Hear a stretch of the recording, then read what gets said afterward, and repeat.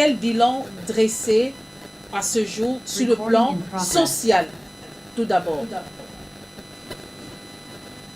Voilà, bon, comme bilan, l'arrivée du général d'armée Assimi Goïta au pouvoir, et puis les publics de 2020 à nos jours, ça fait à peu près 5 ans, d'accord?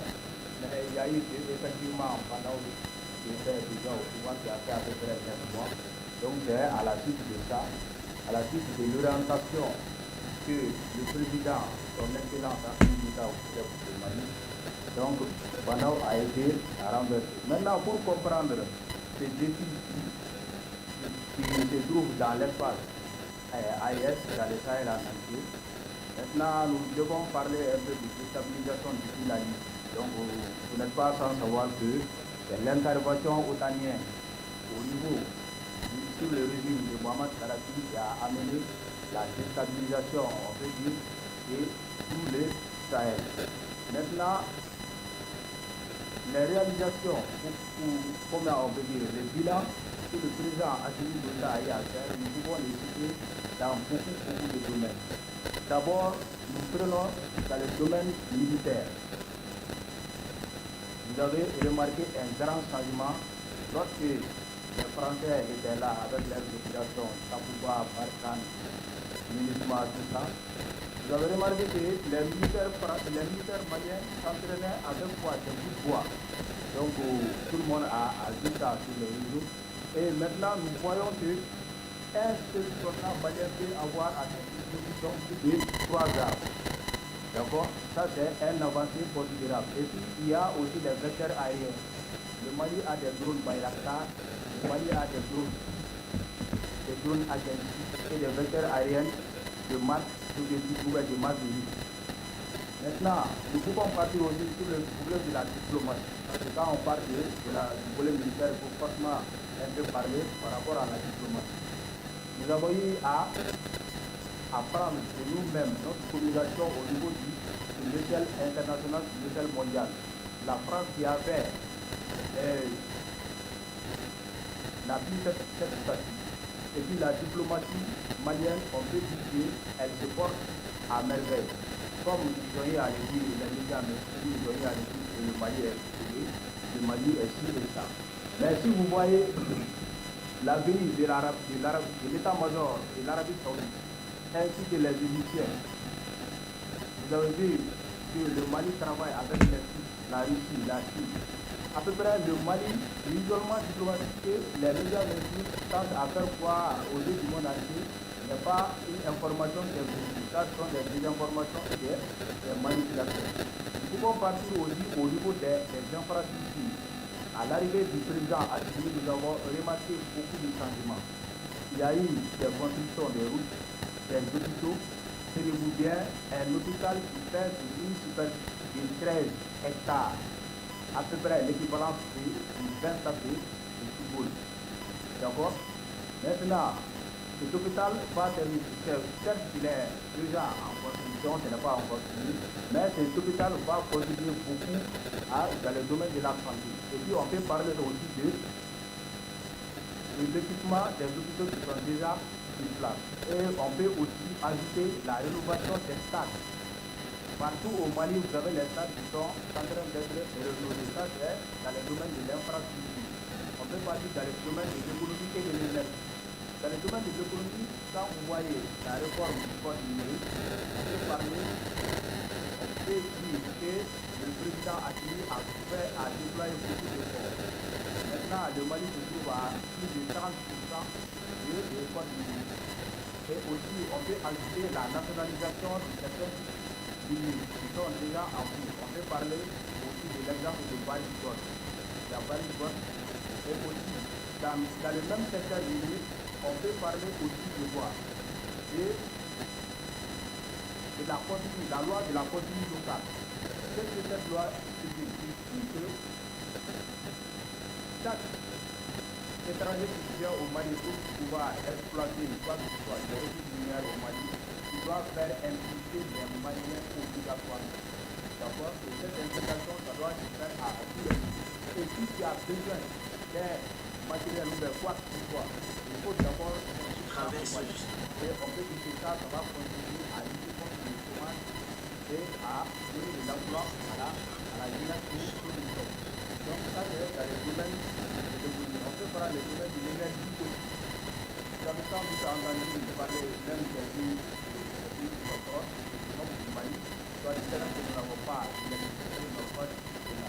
Et je vous assure que maintenant, le Mali, dans une 24 heures, on peut avoir 5 heures de l'espace seulement. C'est en production. Et comme la produit déjà notre ministre, le frère Abdoulaye Manga, il a dit qu'il faut que le Mali ait de l'électricité 24 heures. Ça, c'est dans le domaine de l'énergie. On peut parler aussi du domaine judiciaire, avec l'arrestation des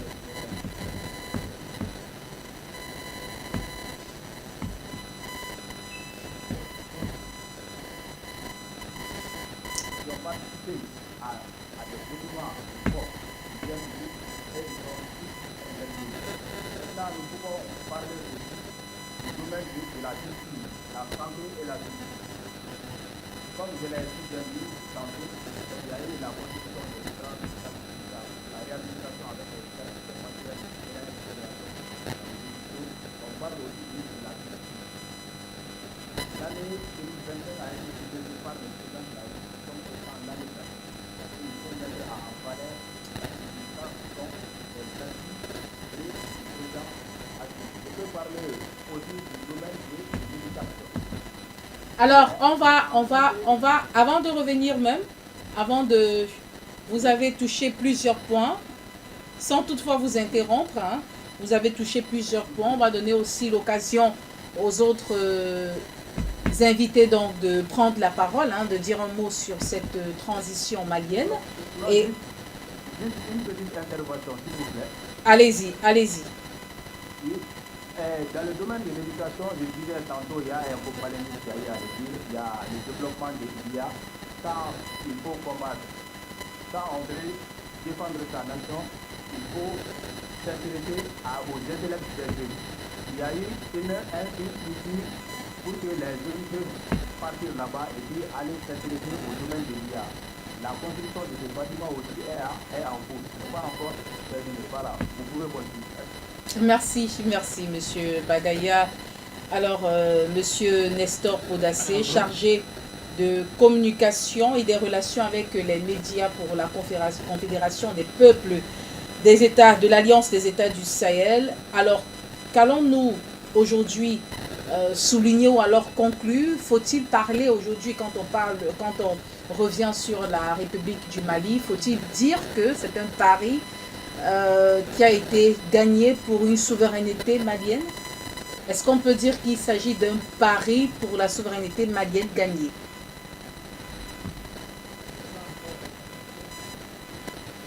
Alors, le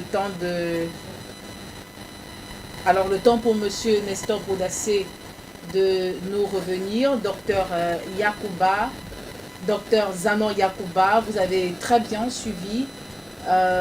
Vous avez eu l'occasion également d'écouter ce que M. Bagaya a souligné, mais aussi de suivre de très près les différentes actualités concernant la République du Mali. Et on se pose dans cette question, est-ce que le pari justement pour la souveraineté malienne gagné face à ces différentes turbulences, j'y arrive finalement.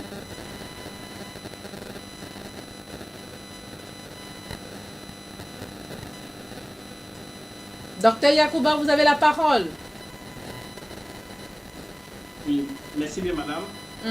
Bien, vous, allô, madame, est-ce que vous pourriez répondre à la question, s'il vous plaît? Alors, la question, elle est toute simple. Paris pour la souveraineté retrouvée malienne, gagnée.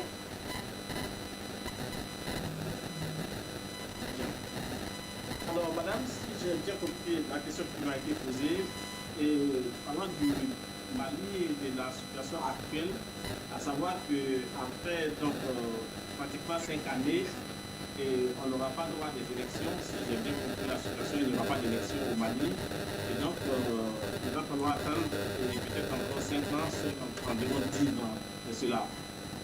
Maintenant,